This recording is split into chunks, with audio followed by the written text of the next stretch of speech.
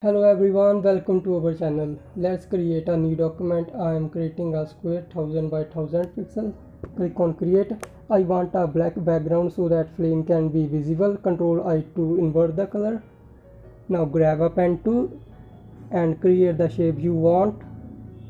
I am creating a heart shape. Now our shape has been created. Now go to filter, render, click on flame,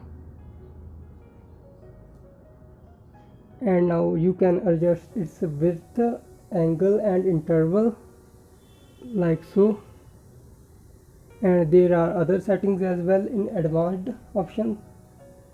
Now set the export quality. By default it's medium. Now click OK